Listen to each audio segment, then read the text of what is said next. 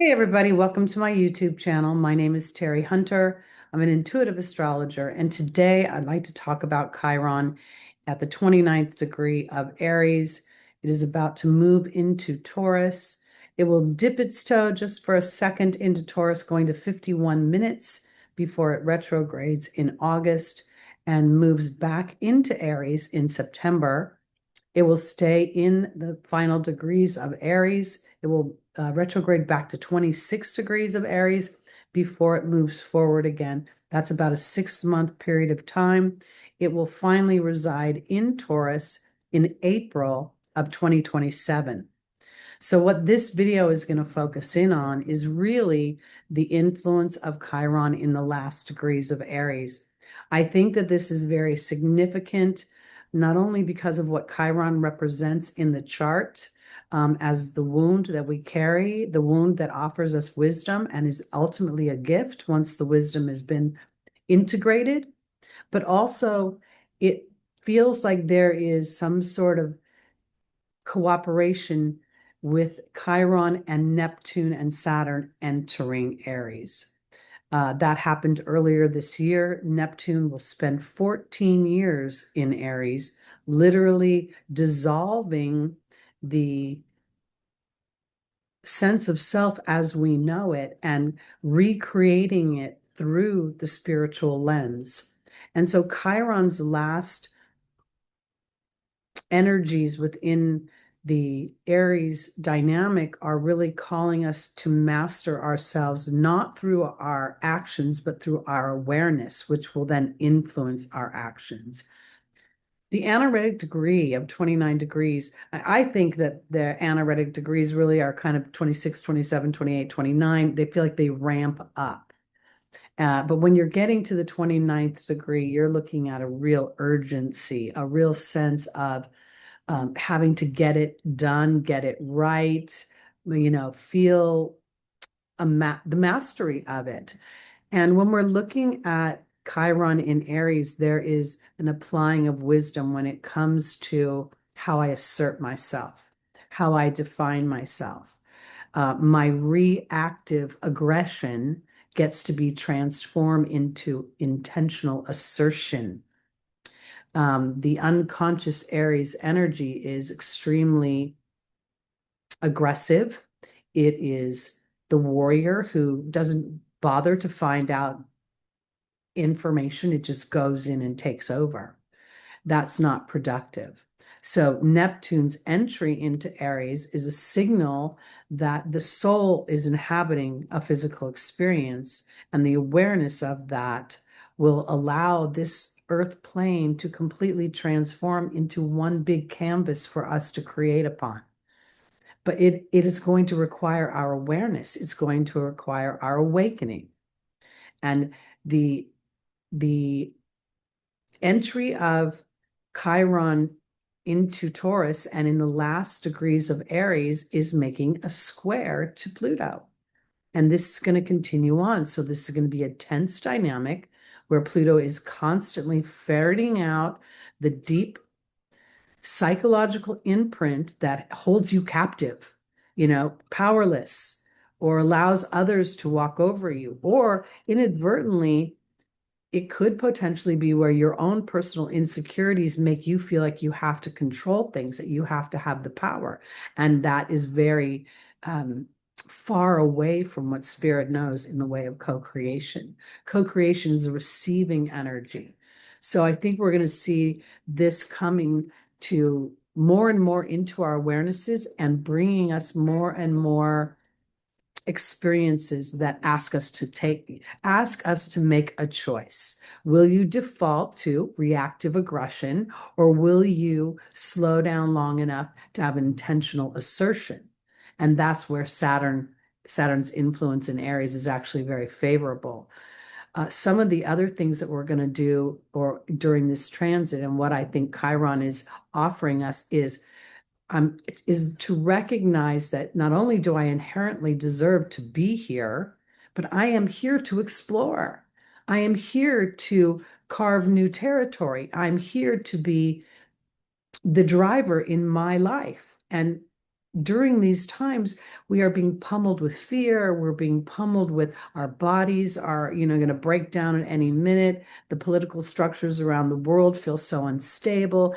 And all of this instability is requiring us, through Chiron's energy, to go inward to find where we are the point of co-creation. And in that co-creation, we can actually vibrate an energy that insulates us and isolates us from this darkness. I'm going to call it darkness. So we're being challenged very much to be aware of ourselves and aware where even when we feel just and we feel righteous, are we displaying an imbalanced energy? It's very much this period of time of Chiron in the last degrees of Aries is opposing the last degrees of Libra. So if you have any planets in the last degrees of Libra or in the Cancer or Capricorn energy, you're going to be challenged. And if you're a fixed sign, you're going to be challenged because you're coming. Taurus is bringing an opposition to Scorpio, and then it's squaring the Aquarius and Leo energy. So and the mutable signs have their own stuff going on with the nodes right now. So this integration of the self and the awareness of other people's perception and knowing that I'm not really here to surrender myself to their perception, but rather to explore myself and offer them an invitation as well. When Chiron moves into Taurus, it's going to accentuate financial dynamics and wanting to feel financially secure. But the knowing that we are co-creators is part of that financial flow and security that the universe can bring you. That, not knowing how it's going to happen, but tending to the garden of my vibration, of my emotional body about any dynamic.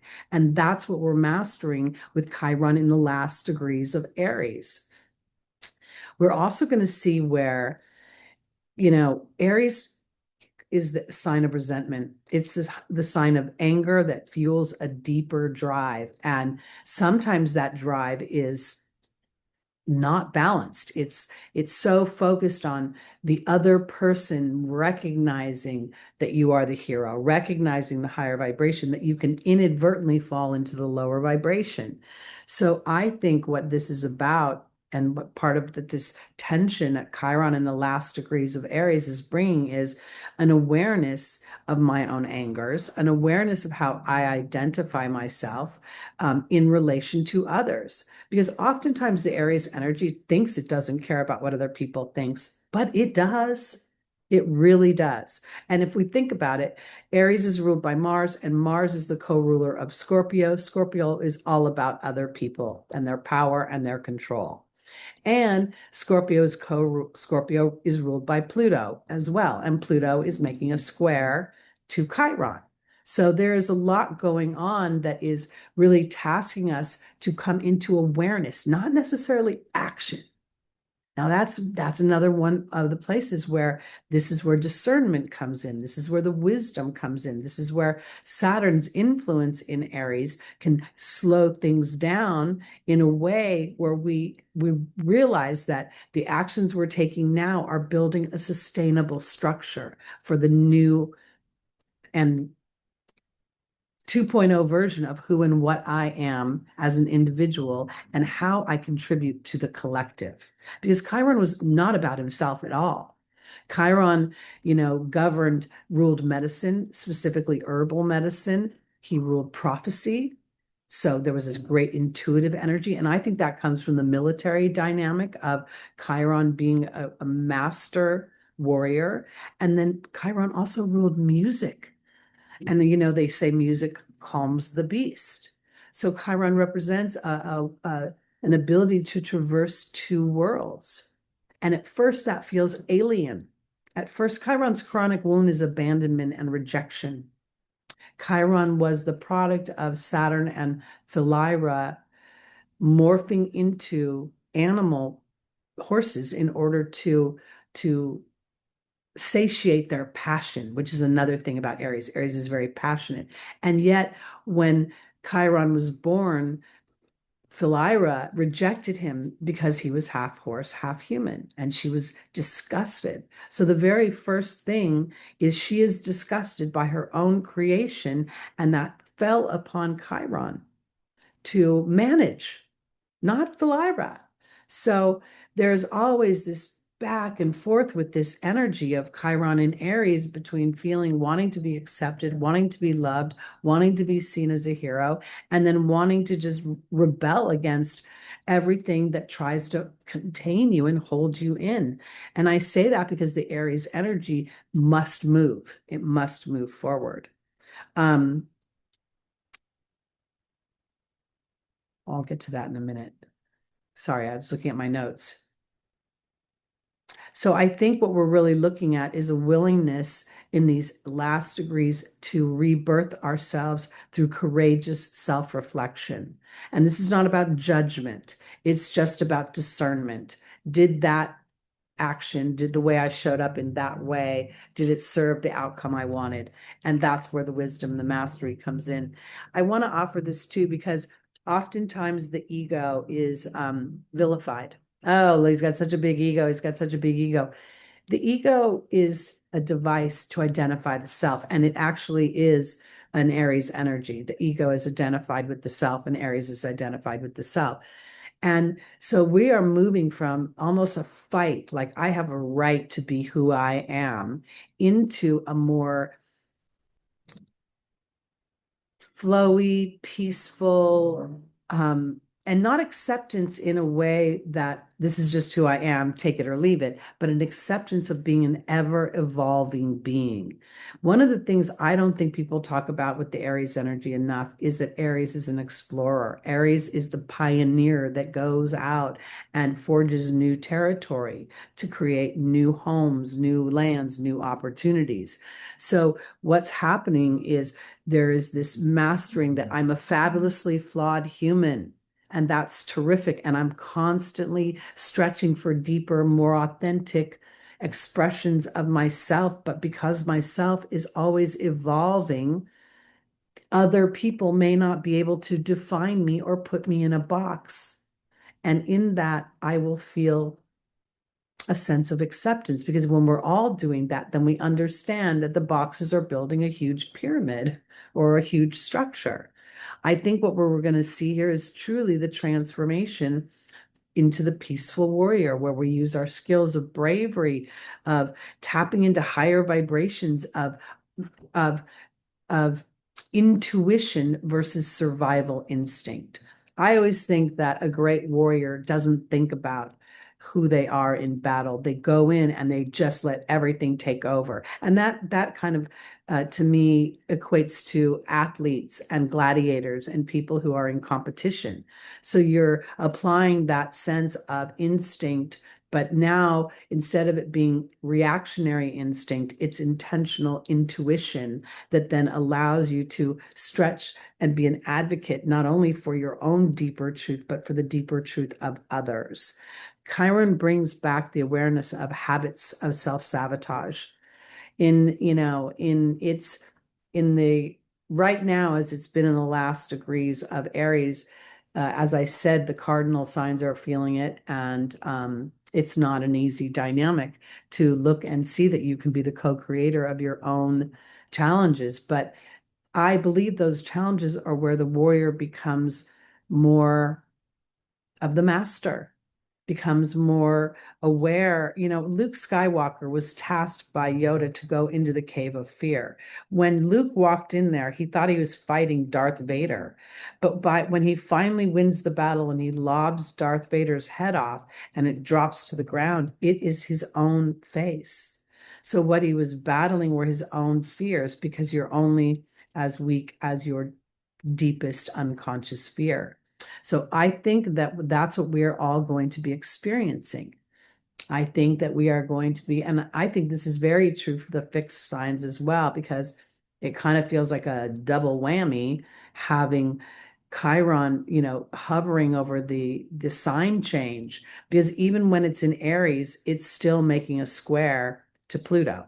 Pluto right now, as I'm recording this, is I believe at 5 degrees retrograde Aquarius. Today is June 1st, 2026. It's going to retrograde all the way back to 3 degrees, getting into a nice little orb with Chiron, and then it will move forward again. So Pluto's square is going to be something that's constantly pounding on that sense of authenticity. Are you looking to your future? Are you using your genius? Are you inadvertently giving up your power and control and holding on to resentment because you don't feel powerful?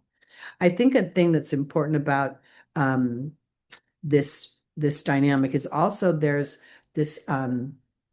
there's an element of Uranus that's involved here. First of all, Uranus is making a trine to Pluto, and when I see the charts and the transits, I sort of see them as if they're talking to each other, right? But they're talking to each other, even though Uranus is not talking to Chiron, Uranus is talking to Pluto, and Pluto is talking to Chiron. So it's kind of like, I heard on the schoolyard that you're kind of a jerk. And then Chiron's like, what do you mean I'm a jerk? And Pluto's like, well, and then sometimes you recognize, well, sometimes maybe I've been a jerk. And then Uranus liberates you. It brings the awakening. The other thing that I think is interesting is that Chiron freed Prometheus, and that's how Chiron ultimately satisfied the wound. Prometheus stole fire from the gods and brought it to mankind. That was a Uranus energy.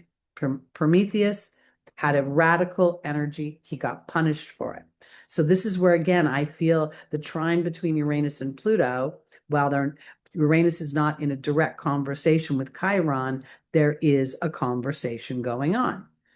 And it is affecting Chiron. So I think that's important. And I also thought it was very interesting because in giving fire to mankind, it brought passion and it brought a desire for purpose and for freedom.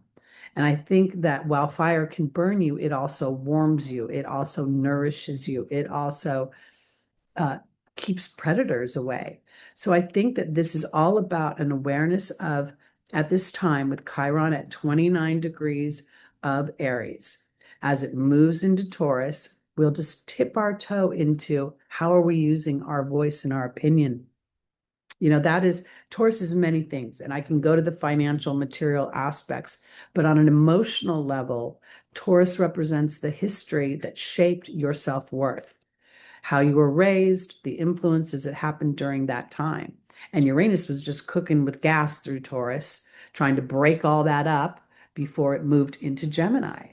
So what we see is the planets almost like taking through layers of trying to get down to the nitty gritty so that you, as a soul inhabiting a human experience, have an awareness of this and then start operating from that space. And that's where you start to move up and out. And that's when we start to recognize the gift of our wounds and how they actually ultimately serve ourselves and serve others. So, let me see if I have anything else I wanted to say.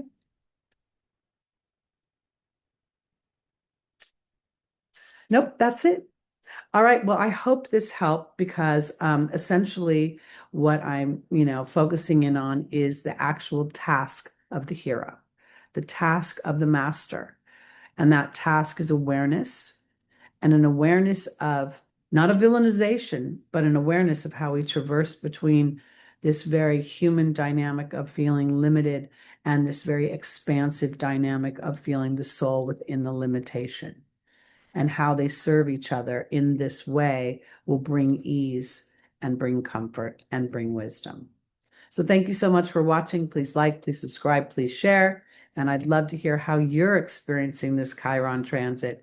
It's on my ascendant opposing my Mars and all sorts of other things in my chart. It's such good times, baby. All right, everybody, have a wonderful, wonderful transit. We'll see you soon. Bye-bye.